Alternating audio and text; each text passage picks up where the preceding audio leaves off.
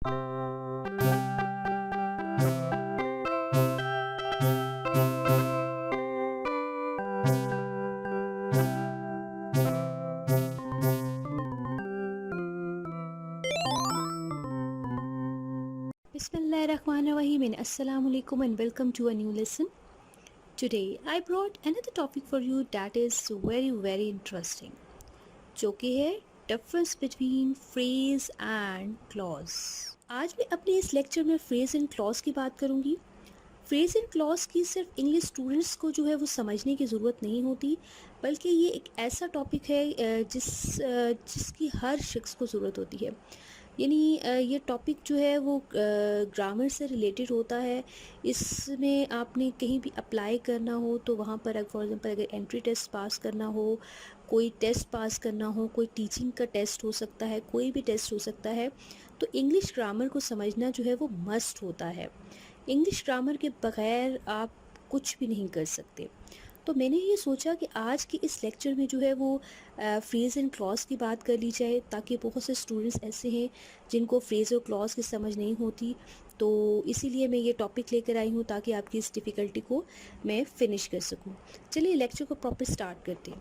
Phrase को समझने के लिए इसकी डेफिनेशन का जानना बहुत ही ज़रूरी है. चलिए देखते हैं इसकी डेफिनेशन क्या है. Definition है such a group of words which makes sense but not complete sense. यहाँ बात को ध्यान से सुनिए कि ग्रुप ऑफ वर्ड्स होते हैं which make sense, जो कि सेंस बनाते हैं, बट यहाँ ध्यान से सुनिए बात, बट नॉट कंप्लीट सेंस. यहाँ ये बहुत इम्पॉर्टेंट बात है कि इसमें कंप्लीट सेंस नहीं होती. सेंस होती है फ्रेज में लेकिन कंप्लीट सेंस नहीं होती. फ्रेज़ को समझने के लिए आपको 3 पॉइंट्स जो है वो मेमोराइज़ करने पड़ेंगे. वो कौन से 3 पॉइंट्स हैं? फर्स्ट पॉइंट आप देख लें क्या है कि phrase can't convey a complete thought. Phrase जो होता है वो जो कंप्लीट थॉट होती है वो उसको कन्वे नहीं करता. इनकम्प्लीट बात होती है जो समझ में नहीं आती. सेकेंड पॉइंट है कि phrases don't contain a subject and predicate. जो फ्रेजेस होते हैं वो सब्जेक्ट और प्रेडिकेट के बगैर होते हैं, यानी उसमें सब्जेक्ट प्रेडिकेट मिसिंग होता है, कंप्लीट थॉट नहीं होती. फाइन. थर्ड पॉइंट देख लेते हैं. A phrase is never a full sentence on its own. Phrase जो होता है वो कभी भी फुल सेंटेंस खुद से नहीं होता. इसमें आपको बात की समझ नहीं आ रही होती. ठीक है. फ्रेज में सेंस होती है but not complete sense. Sense complete नहीं होती. चलिए हम एग्जाम्पल्स को देख लेते हैं जिससे लेक्चर जो है वो क्लियर हो जाएगा आपको. Now you can see the example of phrase on your screen. First example क्या है? Ahmed is sleeping on the couch. मैं बात कर रही हूँ फ्रेज की. फ्रेज के बारे में मैंने आपको बताया कि फ्रेज में कंप्लीट सेंस नहीं होती, बात की समझ नहीं आती. तो अहमद इज स्लीपिंग, आपको बात समझ आ रही है कि अहमद सो रहा है, ये कंप्लीट थॉट है. आगे आप देखिए ऑन द काउच. हमने फ्रेज को सेपरेट करना है यहाँ पर. तो on the couch is phrase. On the couch phrase क्यों है? सोफे पर. क्या चीज़ सोफे पर? हमें समझ नहीं आ रही. तो ये हो गया हमारा phrase on the couch. Second example देख लेते हैं क्या है. The book is lying on the table. Book कहाँ पड़ी है? टेबल पर. The book is lying is a complete thought, is a complete sentence. On the table is not a complete sense. On the table, क्या चीज़ table पर पड़ी है? पड़ी है मिसिंग है, हमें नहीं पता टेबल पर क्या. ठीक है. तो on the table is what? On the table is phrase. Fine. Okay. Third example देख लेते हैं. इन द इवनिंग, शाम में. क्या शाम में? कोई बात ही नहीं कंप्लीट. तो हम इसको कहेंगे इन द इवनिंग को this is a phrase. Now talk about clause. Clause की बात करने से पहले हमें इसकी डेफिनेशन को देखना पड़ेगा, इसके पॉइंट्स को मेमोराइज करना पड़ेगा, जैसे कि हमने फ्रेज में डिस्कस किए. ओके. पॉइंट्स को डिस्कस करने से पहले इसकी डेफिनेशन देख लेते हैं क्या है.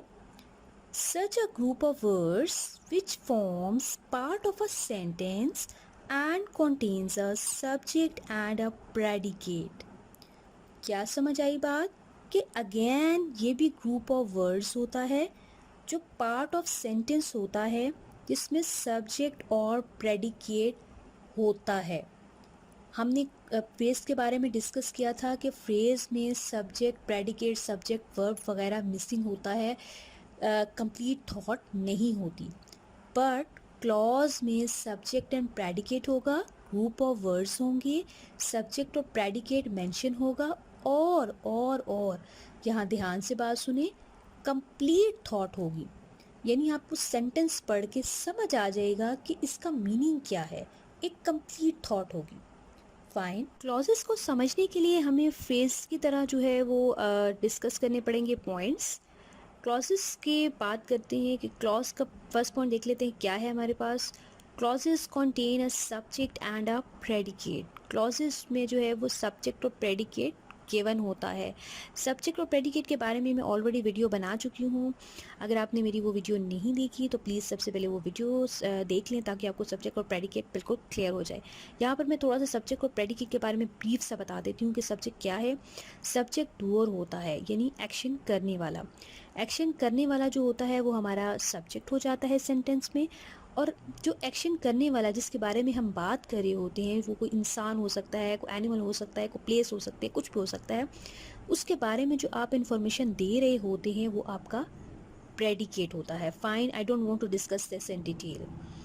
क्लॉजेस का सेकंड पॉइंट देख लेते हैं कि क्लॉजेस का सेकंड पॉइंट क्या है। Clauses convey a complete thought.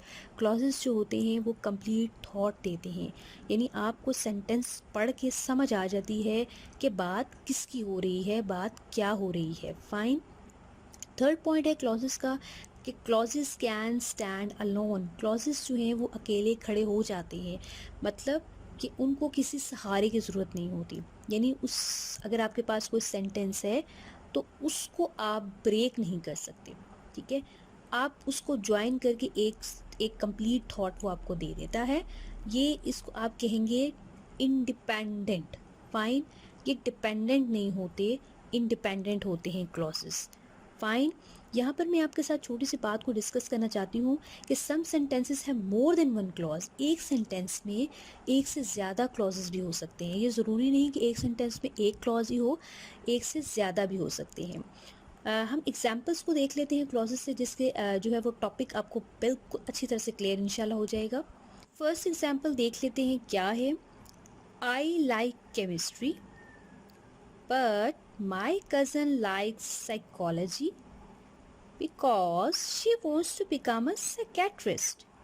आप देख सकते हैं मैंने आपको बताया था कि some sentences are more than one clause, ठीक है।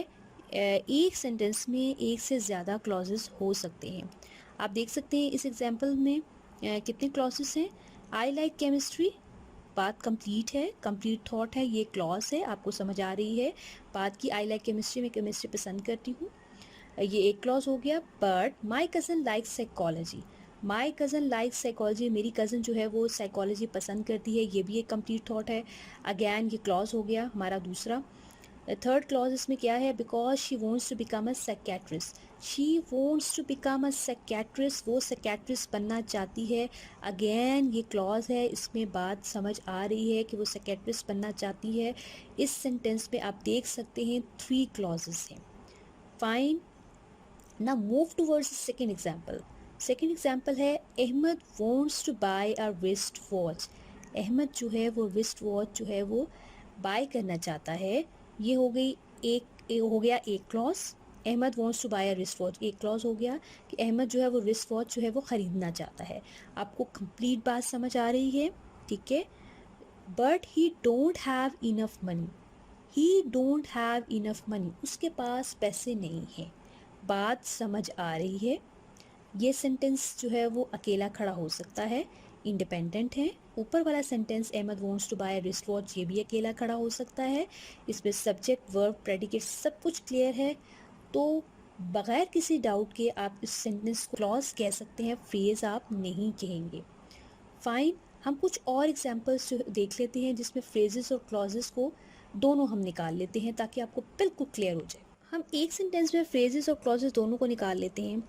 फर्स्ट एग्जाम्पल क्या है, Ahmed is sleeping on the couch. In the first sentence, you can see the first part of the sentence, Ahmed is sleeping, is a clause. Why it's a clause? Because it has a subject and a verb. On the other hand, you can see the remaining part of a sentence, on the couch, is a phrase. Why it is a phrase? Because the subject and the verb is missing here. ठीक है, आप देख सकते हैं कि Ahmad is sleeping एक clause है, complete sense they रहा है। ऑन द काउच, आप आगे अगर सेंटेंस देखें तो हमारे पास कंप्लीट थॉट नहीं है, तो ऑन द काउच में सब्जेक्ट वर्ब वगैरह मिसिंग है, कंप्लीट थॉट नहीं है, तो हम इसको कहेंगे फ्रेज। अभी मैं आपको एक सेंटेंस दूंगी, आपने मुझे कमेंट बॉक्स में ज़रूर उसका आंसर देना है। आपने फ्रेज और क्लॉज को सेपरेट करके मुझे कमेंट बॉक्स में ज़रूर बताना है ताकि मुझे पता चले कि आपको लेक्चर कितना अंडरस्टैंड हो गया है। फाइन, सेंटेंस है the dog is sleeping under the bed. Fine, इस सेंटेंस में से आपने जो है वो फ्रेज और क्लॉज को निकालना है और कमेंट बॉक्स में आपने इसका आंसर देना है। और अगर आपको मेरी वीडियो पसंद आए तो प्लीज़ लाइक कीजिएगा, मेरे चैनल को सब्सक्राइब करना मत भूलिएगा। And thanks for watching my video.